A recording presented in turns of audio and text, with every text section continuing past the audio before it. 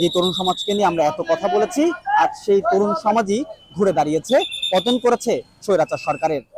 আমরা দেখেছি যে যশোর সহ সারা বাংলাদেশে তরুণ এই ছাত্রদের নেতৃত্বে যে আন্দোলন হয়েছে, আন্দোলনের যে ক্ষতি হয়েছে এবং তারপরে তারাই আবার কিভাবে সবকিছু ফিরিয়ে এনেছে। আইন শৃঙ্খলা বাহিনী নেই, প্রশাসন নেই, ট্রাফিক পুলিশ নেই, তারপরেও কিন্তু তারাই নেতৃত্ব দিচ্ছেন। এই তরুণ সমাজ আগামীর বাংলাদেশকে কেমন দেখতে চাই সেটি জেনে নিব। আমরা চাই সামনে ভবিষ্যৎ যে সরকারটা আসবে, এই সরকারটা যাতে আমাদের বাঙালি জাতি এবং দেশ প্রত্যেকটাকে যেন এগিয়ে নিয়ে যায়, এবং আমাদের উপরে যে নরহত্যা চালানো হয়েছে এই কোটা আন্দোলনের উপর ভিত্তি করে, সেটা যাতে না হোক এবং ভবিষ্যৎ জেনারেশনগুলোর উপর যেন এমন অত্যাচার না হোক। আমরা চাইছি যে পুলিশরা আমাদের সাথে থাকুক, আমরা যেটা বলি সেটা আমাদের বলতে সাহায্য করুক, কিন্তু সেটা না করে আমাদের উপর গুলি চালাচ্ছে। আমরা এইসব চাই না। আমরা চাই যে আমাদের যেন আমাদের সাহায্য করুক, আমাদের পাশে থাকুক, আমাদের হচ্ছে যে আমাদের যেসব প্রয়োজন সেগুলো মেটানোর জন্য সেটা চেষ্টা করুক।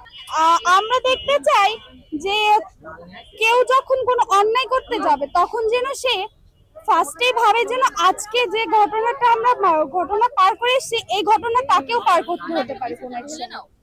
সে যেন দুর্নীতির দিকে কোনো সময় পা এগোয় না। ছাত্রদের যে আন্দোলন সেটা আসলে তাদের নিজেদের যে চাওয়া পাওয়া ছিল, সেই চাওয়া পাওয়া থেকে শুরু করে এই আন্দোলনের প্রথম উৎস, তারপর থেকে এটা গণ অভ্যুত্থানে পরিণত হয়েছে।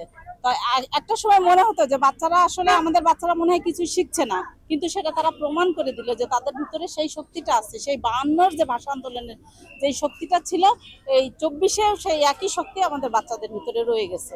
অন্তর্বর্তীকালীন সরকারও আমাদের দেখলাম যে 2জন ছাত্র আছে, তারা অবশ্যই আশা করি যে আমাদের এই তরুণ প্রজন্মকে আরো এগিয়ে নিতে তারা সহায়তা করবে, এবং এই জাগরণটা আমাদের জনসাধারণের জন্য এবং সর্বোপরি আপামর জনসাধারণের জন্য এটা অবশ্যই উপকারী।